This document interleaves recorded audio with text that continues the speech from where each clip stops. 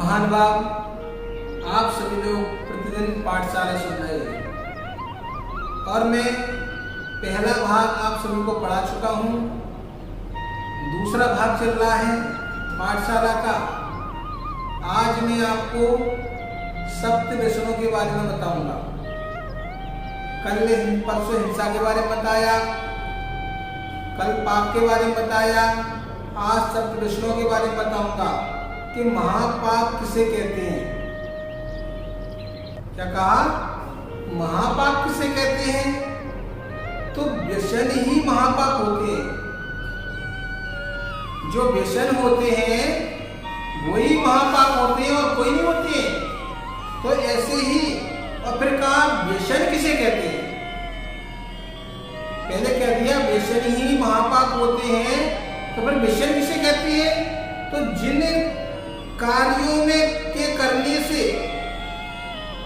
कार्यों के करने से भय अथवा लोक निंदा हो, ऐसी उन बुरी आदतों को व्यसन कहते हैं। अब बताओ, हमेशा डर लगा रहे, अगर कोई व्यक्ति कोई गलत काम करे और डर रहे और फिर अगर पता चल जाए कि हम पकड़ गए तो समाज में क्या हंसी होगी, कितना अपमान होगा। तो वही कहा है कि ऐसी आदतों को, बुरी आदतों को व्यसन कहते हैं। फिर कहा व्यसन कितने तथा कौन कौन से होते हैं। अब एक तो व्यसन है, कितने तथा कौन कौन से होते हैं? तो जुआ खेलना पहला कौन सा है? जुआ खेलना।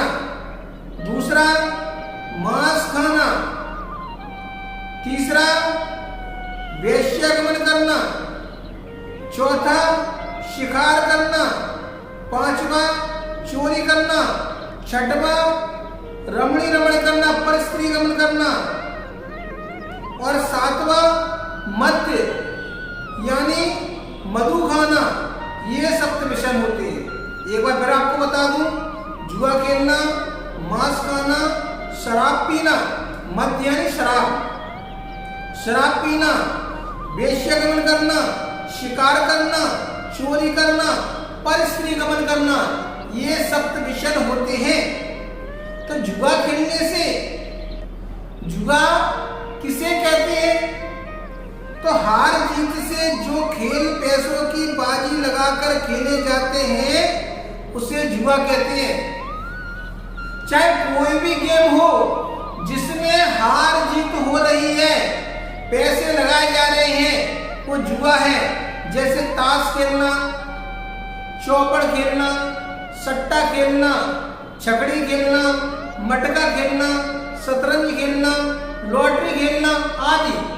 अब जुआ की बात किया जाए तो देखो, महाभारत में दांव पर जुआ खेलने के चक्कर में क्या हुआ? दांव पे अपने भाइयों को भी लगा लिया, स्त्री को भी लगा लिया, और क्या हुआ? जगत हुसी हुई। आज पूरे संसार में कहा जाता है कि पांडवों ने जुआ खेला, तो जग हंसी हुई कि नहीं? सोचो, वो तो महापुरुष थे, जब उनकी जग हंसी हुई तो अपन जुआ खेलेंगे तो अपना क्या होगा? तो जुआ नहीं खेलना चाहिए। जुआ खेलने से क्या हानि होती है? जुआ खेलने से आर्थिक क्षति, लोक निंदा, असभ्य वेदना को सहना पड़ता है एवं धर्म ध्यान से शून्य तथा कलुषित परिणाम होने से परलोक में नरक आदि कुगतियों को प्राप्त करना पड़ता है। ऐसी जगह जाना पड़ता है। क्या हुआ? जुआ खेलने से। पर आप किसी महापुरुष से की बराबरी नहीं करना, वो महापुरुष से, पर हमें ये कार्य नहीं करना चाहिए। और जुआ खेलने में प्रसिद्ध कौन हुआ? तो जुआ खेलने में हमने भी बताया 5 पांडवों के बारे में। तो युधिष्ठिर प्रसिद्ध हुए हैं, 5 पांडव प्रसिद्ध हुए हैं जुआ खेलने में। मांस किसे कहते हैं? पहला क्या हो गया, सप्तऋषियों में जुआ खेलना। दूसरा मांस किसे कहते हैं, तो जो 2 इंद्रिय से 5 इंद्रिय तक के प्राणियों के कलेवर यानी शरीर आदि को मांस कहते हैं।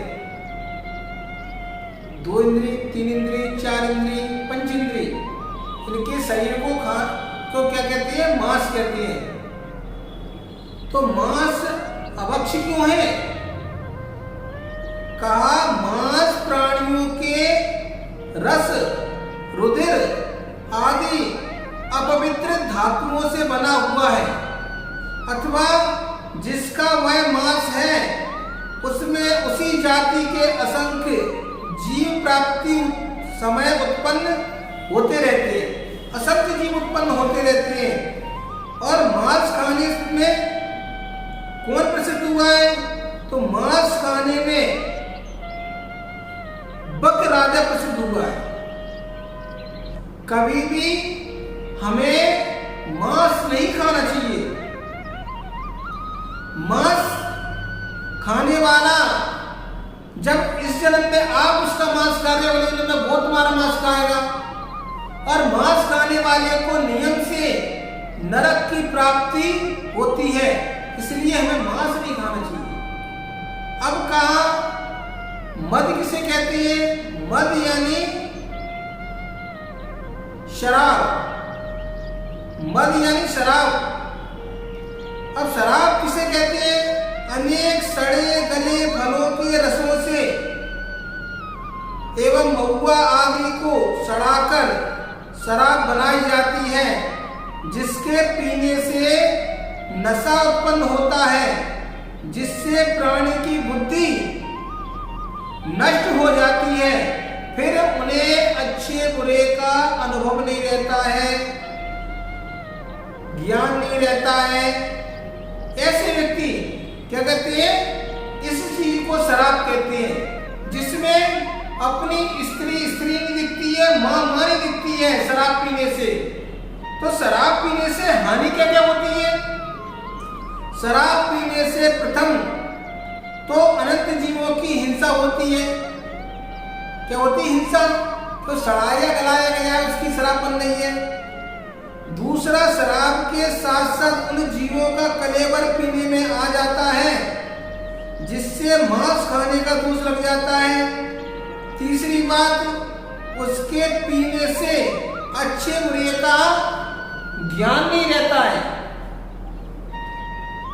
ज्ञान समाप्त हो जाता है, जिसे वह कितनी बार अपनी माता को पत्नी और पत्नी को मां कह समझने लगता है। हित अहित का विवेक नहीं रह पाता है, कर नहीं पाता। शराब पीने से स्वास्थ्य भी खराब हो जाता है, फेफड़े गल जाते हैं। तो इसलिए शराब नहीं पीना चाहिए। शराब पीने से परलोक में प्राणी नरक में जाता है, वहां पर तांबे को अग्नि में पिघलाकर नरक में उसको पिलाया जाता है। लो बेटा, तुमने वहां शराब पी है, अब यहाँ ये वाली शराब पियो। तो तांबा को गर्म करते अग्नि पे, जब पानी जैसा हो जाता है तांबा, तो नरक में उसको फिर पिलाया जाता है जो शराब पीता है। शराब पीने में कौन प्रसिद्ध हुआ, शराब पीने में यादव लोग प्रसिद्ध हुए, जिसके कारण द्वारका नगरी भस्म हो गई थी। किसके कारण, शराब पीने के कारण। वेश्या किसे कहते हैं, चौथा है सप्तऋषियों में। वेश्या किसे कहते हैं, दुराचारणी स्त्री को वेश्या कहते हैं। लोक में धन पैसे के लिए जो स्त्री दुराचरण करती हो उसे वेश्या कहते हैं। वेश्या सेवन किसे कहती है, दुराचारी स्त्रियां दुराचारी स्त्रियों से संबंध मेल मिलाप रखना या उसके साथ उसके गलत काम करना, उसके साथ गलत काम करना वेश्या सेवन कहलाता है। हम लोग स्त्री वेश्यागमन पे जाते हैं तो वहाँ उल्टे सीधे काम करते हैं, वो वेश्यागमन होता है। तो वेश्या सेवन से हानि क्या क्या होती है, सुनो, ध्यान से सुनना। जो लोग गलत कार्य करते हो वो अवश्य सुन लेना कि वेश्या सेवन से धर्म का विनाश होता है। एक तो धर्म का विनाश होता है, लोक मर्यादा की समाप्ति होती है, धन संपत्ति की हानि होती है, अनेक असाध्य रोग उत्पन्न होते हैं तथा प्रकट होने पर बेइज्जती, बदनामी, तिरस्कार आदि का दुख जीवन भर भोगना पड़ता है जो वेश्यागमन करता है। तो वेश्या सेवन से परलोक में क्या हानि है? वेश्या सेवन से परलोक में इसमें ही बताया जो वेश्यागमन करता है वो भी नरक जाता है। अग्नि में संतप्त लोहे की पुतली बनाई जाती है, नरक में लोहे की स्त्री बनाई जाती है, उसको गर्म किया जाता है अग्नि में। फिर क्या कहा जाता है कि भैया इसको आलिंगन करो, इसको गले लगाओ। तुमने बहुत वेश्यागमन किया है ना, अब जी जलती हुई लड़की को गले लगाओ तो उससे क्या होता है, व्यक्ति जलता है। ऐसे दुख हमें नरक में जाकर भोगने पड़ते हैं जो वेश्यागमन करता है। तो वेश्या सेवन में कौन प्रसिद्ध हुआ? तो वेश्या सेवन में सेठ पुत्र शारुदत्त प्रसिद्ध हुआ। जिस वेश्या के पास वो जाता था उसी वेश्या ने क्या किया, सेठ के पुत्र को बोरी में बंद करके जो पोटी रहती है, पोटी जहां डालते हैं उसमें भिगवा दिया जहां पर सुअर मुंह चाट रहे थे। तो जो वेश्या सेवन करता है उसका ऐसे ही होता है। शिकार किसे कहते हैं? खेल खेल में अथवा मांस की इच्छा से पक्षियों या जानवरों को मारा जाता है, उसे शिकार कहते हैं। देखिए सत्य विष्णु के बारे में ध्यान से सुनिए, इसकी भी कहानियां हैं, मैं आपको बाद में सुनाऊंगा। अभी फिलहाल अपन पढ़ लेते हैं। तो शिकार खेलने से क्या हानि होती है? शिकार खेलने से पहली बात तो शिकारियों को हृदय कर्कश होते हैं, उनके हृदय में रंच मात्र भी दया नहीं होती है जो शिकार करते हैं। दूसरी बात, शिकार से संस्कार इतने भयंकर क्रूर हो जाते हैं कि फिर वह स्वयं के परिवार, मोहल्ला अथवा स्वयं अपने प्राणों की भी परवाह नहीं करते हैं। जानवर भी अपना बदला शिकारियों से लेते हैं, इसलिए हमें किसी को नहीं मारना चाहिए। हर प्राणी स्वतंत्र है, हर किसी को जीने का अधिकार भगवान ने दिया है, हम क्यों मारे? शिकार से परलोक में क्या हानि होती है? तो शिकार खेलने वाले निर्दयी प्राणी मर करके नरक में जाते हैं तथा वे पशु पक्षी जिनका कि शिकार किया था वे उन शिकारियों को बार बार ताड़ना देते हैं, बार बार मारते हैं नरक में जाके। शिकार खेलने में कौन प्रसिद्ध हुआ? तो शिकार खेलने में ब्रह्मदत्त चक्रवर्ती प्रसिद्ध हुआ। अब कहा चोरी किसे कहते हैं? किसी की भूली हुई, पड़ी हुई या रखी हुई वस्तु को बिना पूछे ले लेना चोरी कहलाती है। चोरी करना त्याज्य क्यों है? चोरी क्यों नहीं करनी चाहिए? चोरी करने से सदा उनके पकड़े जाने का भय रहता है। दूसरा, जिसकी चोरी की जाती है उसकी आत्मा को महान संकलेश होने के भाव हिंसा का दोष लगता है तथा पकड़े जाने पर राजदंड या जेल भोगना पड़ती है, जेल भी जाना पड़ता है।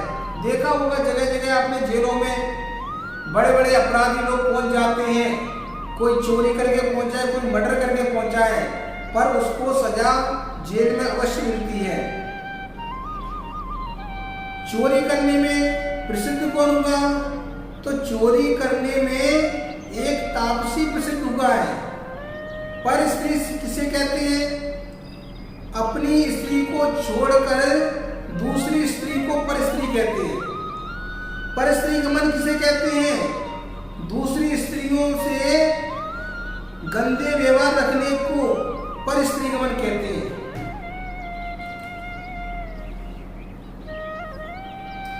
पर स्त्री गमन त्याज क्यों है? क्यों?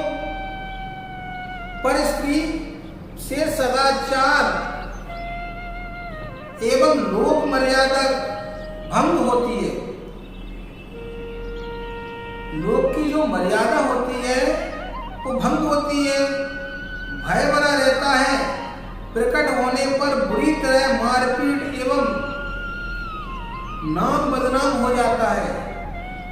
पर स्त्री गमन से क्या हानि होती है?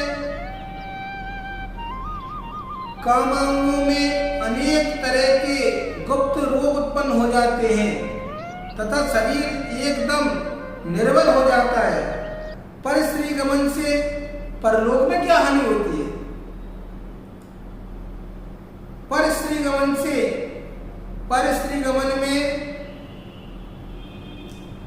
नरक से असहनीय दुखों को सहना पड़ता है। जो पर स्त्री गमन करता है उसको नरक में असहनीय दुखों को सहना पड़ता है। पर स्त्री गमन में कौन प्रसिद्ध हुआ?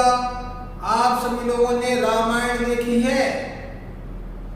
रावण प्रसिद्ध हुआ है, जो सीता का हरण करके लंका ले गया। और पर स्त्री गमन से क्या होगा? 1,00,000 पूत 1,15,00,000 नाती, जिसके घर में दिया न बाती। पूरा कुल नष्ट हो जाता है जो पर स्त्री गमन करता है। तो सप्त विषयों की जानकारी से आपको क्या शिक्षा मिलती है? अब मैं पूछ रहा हूं कि जो 7 विषय हमने बताए हैं सप्त विषय आपको, उससे जानकारी क्या मिली? कि सप्त विषयों का लक्षण जानकर हमें यह शिक्षा मिलती है कि ये विषय संसार में दुख के कारण हैं, इनसे सदा बचकर रहना चाहिए, नहीं तो हमें दुख ही दुख भोगने पड़ते हैं। तो महानुभाव, जितने प्यारे प्यारे बच्चे हैं मैं देख रहा हूँ सामने मुस्कुरा रहे हैं, सप्त विषयों से हमेशा दूर रहना। आजकल चाइनीज बहुत सारे आइटम आ गए हैं जिसमें मांस पड़ा रहता है, तो बड़ा सोच समझ के खाने का समय है। तो ध्यान रखें, सप्त विषयों से हमेशा दूर रहें। कल फिर मिलेंगे मुनि विजय सागर के साथ। सभी के लिए बहुत सारा मंगल आशीर्वाद।